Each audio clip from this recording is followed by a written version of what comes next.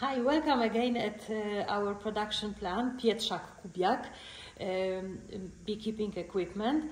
We are today making a short video about our new products for biotechnical methods for Varroa control. Why we do it now? Because biotechnical methods it's a renaissance for biotechnical methods now, and this is a very good trend. Because the idea is, especially in this international movement, Varroa Resistance 2033, that we actively participate in, the aim is to have the apiaries free of chemicals, of chemical treatments. And for this purpose, we can use our isolation cages and these new products that I will tell you today the differences between. I want to explain it because we receive many phone calls from the customers. There is a big interest and there is a little bit of confusion. What should I buy? What is better? What is the difference in how the method works? So that's why I want to take a little bit more time today and explain step by step the differences. You can always come back to this video. You can share it also with your beekeeper fellows. So feel free to use it or ask us the questions. Before I start with specific item, I want to mention the publications. This is the book that was issued last year. It's available in English. As far as I know, in Amazon, it can be purchased. This is the book about summer brood interruption. The author is Alexander Uzunov, Martin Gabel, and Ralf Büchler. These are the German. It is available also in German, but it's available also in Polish. But here in this book, there is the explanation about the origin of the methods, the reason why to use them, and three basic methods are described, how to apply them. There is also a publication that is, it was issued this year. It is the biotechnical way for Varroa control. The author is our Polish professor from Lublin University, Professor Krzysztof Olszewski, and this book is being now translated into English and German, so it will be available in English very shortly. This is more technical book. Our professor is describing in details, method by method, and also, apart from a lot of photos, there is explanatory drawings and charts, like for example here, day by day, how to use the specific method. So that's why I would suggest to have this book on your shelf and then read it during winter time to get ready for the next season. So we can begin now. We are facing now the problem that our Varroa approach, the chemical approach, is slowly coming to an end, because what we received is the Varroa that is resistant to the chemicals. So we have to step back to biology and to come back to the old biotechnical methods that are mostly relied on both life cycle of the bee, but also the life cycle of the Varroa mite. And this is the idea of the isolation cages. We already have available on our market. We produce the cages for something like 20 or more years, but only recently there is the big comeback to biotechnical methods for Varroa control, to use the cages. We have a single frame cage that can be used for the Varroa control methods, but also we have the two-frame isolation cage that is also possible to use for Varroa control methods. For each of the methods, of course, there are the instructions, the scans, how to use them day by day, which frame to put into a specific time. But we face the issue that many beekeepers purchase these tools and they get confused after a while, what frame to put, which frame to remove, what to do with the frame. That's why there's the idea to make this process simpler more easy for the beekeeper and quicker also for the professional beekeeper. This is so-called sectional isolator, or we call it, to make it simple, a cassette, isolation cassette. This is a small cassette. This is 20 centimeters by 10 centimeters that can be installed on the empty frame, like here, but also it can be installed on the comb. I will come back to it later, which and when shall be installed. Why the size? The size is universal for every frame. So I want to show you how many frames we have in our frame library. Here is just a short example of the frames that we are making the tools for. So every isolation cage has to fit the frame itself, and then it has to fit the hive itself. It's just an example. This is not all. So this cassette itself, it has a universal size, so it can fit to every frame. Be it Langstroth, be it Dadant, be it any other frame, Zander or Deutsch Normalmaß, any other frame that you might use. So this is how it looks, and this is how it looks when it's installed on the frame. All you have to do is to remove this little screw. Inside of the frame there is a metric thread, so the cassette can be used multiple times. This is not one time use product. And then you just make a hole in the top bar of the frame and then screw it all together, and this is attached. You can place the cassette on the side, you can place it in the middle, you can place it wherever fits you best.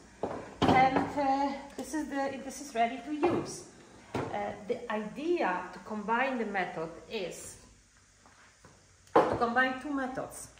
The method of the isolation cage is the method with the brood. So you have a frame which is a trap for the capped brood, and inside of the capped brood there is the varroa mite that after the treatment you cut out this capped brood with varroa capped inside, and you melt it. So you destroy varroa, you destroy also viruses that are residing in the wax.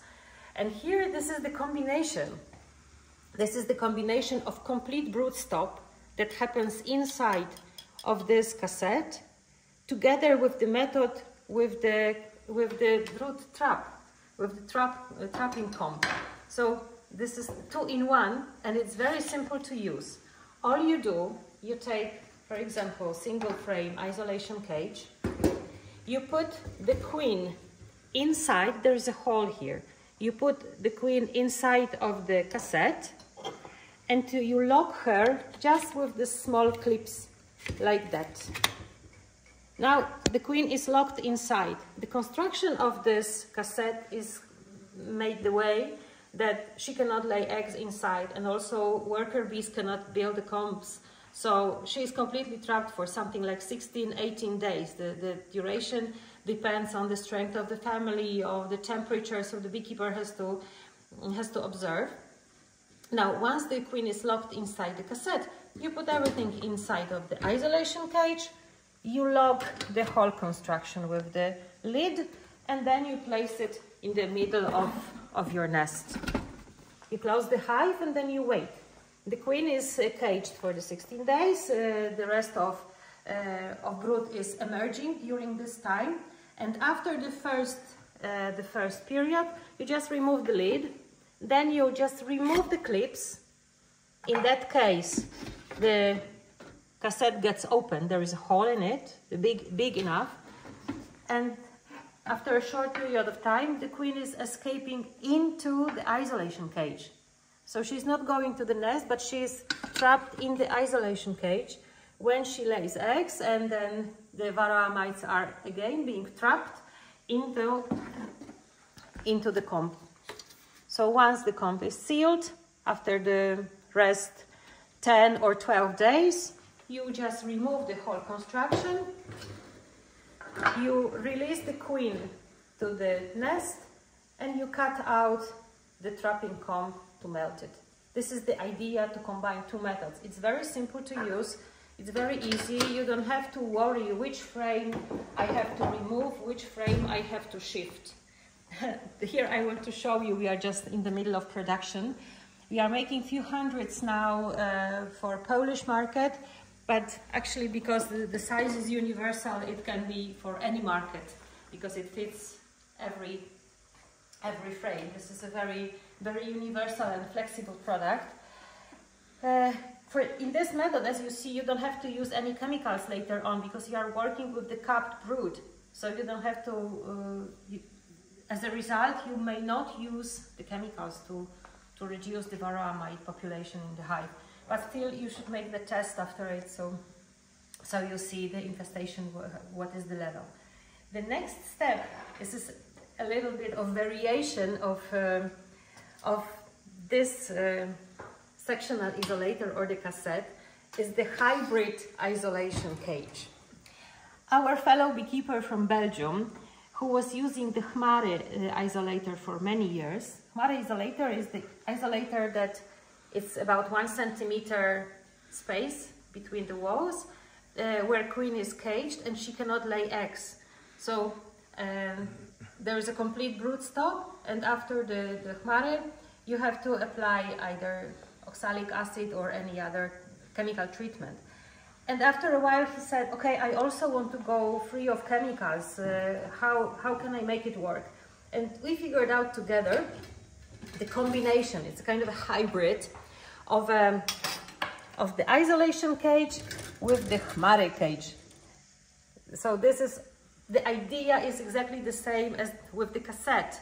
So this is the combination of the complete brood stop method, and then the next phase is a trapping comb method. Here is the construction. This is a 1 frame isolation cage. Of course, the size will be different from Langstroth. It will be different from that for Dadant. It will be different for all different frames.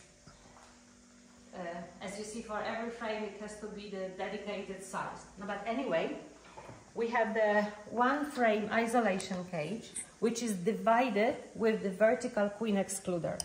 I will pull it out. This is the vertical queen excluder, but it is constructed in the way that it has special holes. I will tell you later why the holes.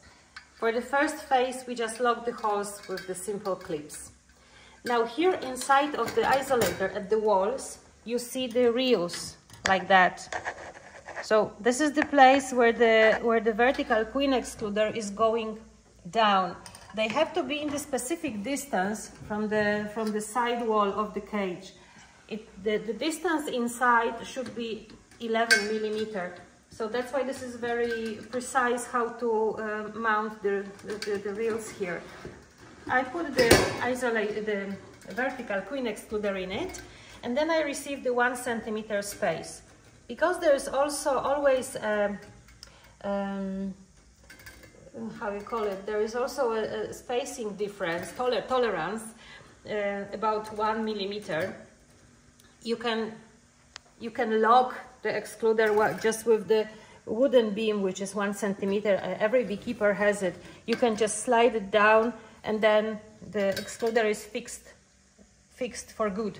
So this is where you are sure that inside is 10 to 11 millimeter. So this is the space where the queen cannot lay eggs. You keep the queen up. What you do next, of course, sorry. You put the frame to the other part of the cage. Again, you lock the whole construction. Yes, and then you put it inside of the nest. You arrange the nest, and then you wait for the first 16 until 18 days. During this time, the queen is completely caged. She cannot lay eggs. After this time, you either can remove, you have to release the queen from this space to this space. And in order to do so, remember there was the hole in the vertical excluder. So you either remove these clips and then lock the whole construction. That's one. Or this lock has special holes and I will show you what to do with the holes. There is a little tool. You can put it in just inside of one of the hole and just slide the hole clips to one side or to another side. You don't even have to remove the lid. You just slide it to the side. And then one gap is open. Through this gap, the queen is going from complete brood stop to capped brood or cupping or trapping comb side, where she lays eggs. And again, the varroa is trapped in the sealed or in the capped brood that you later remove, cut it out, and either give it to your chickens, as Frederick Dunn is saying, or you melt it to get rid of the viruses from the wax. So, what I want to tell about the differences. If somebody already has the cage, the isolation cage, that he purchased some time ago, it's enough if he buys just the small cassette. The idea of these two methods is the same, but of course if you buy just the cassette, it's cheaper. Once you have the cage, you can apply it together.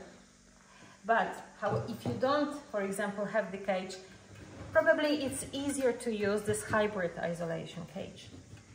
Because, well, we call it Mercedes in our plant, because it has all inside, it has all in one, and it's just so easy to use it. Of course, it will be more expensive if you buy this, comparing to just the cassette, but the idea of working is exactly the same.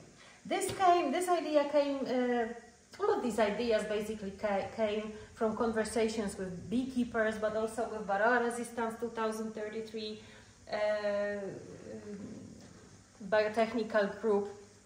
So this is all the ideas coming from different sources, and I think this is very valuable because these are flexible methods, and then many beekeepers can use it. They are simple. This is the aim for them, to make it simpler, so the beekeeper doesn't have to worry that oh, I missed one day, or which frame should I remove, what should I do, or I'm losing too much brood. So this is the main idea, to use it, to make it available for people and to make it easier. We of course have the instruction, which is also available in English, but we are working also on German version for the cassette method. But basically the hybrid isolation cage is, the idea is the same, because it's combining the two methods. It's just about the days, how many days it needs to have the whole brood emerge from the rest of the nest. So these are the differences. I hope I explained them all. But as I mentioned, just the cage itself can be used, or the two-frame cage can be used for the biotechnical methods, which are that aim is to remove the chemistry from our apiaries too. But of course there are also other biotechnical methods, like the Scalvini cage or queen caging or the Hmare method, which I mentioned before. But yet here you are collecting varroa on the bees. So for these methods you have to apply either the oxalic acid or you have to apply the acaricides, which, as we follow the Varroa Resistance 2033 movement, we want to avoid.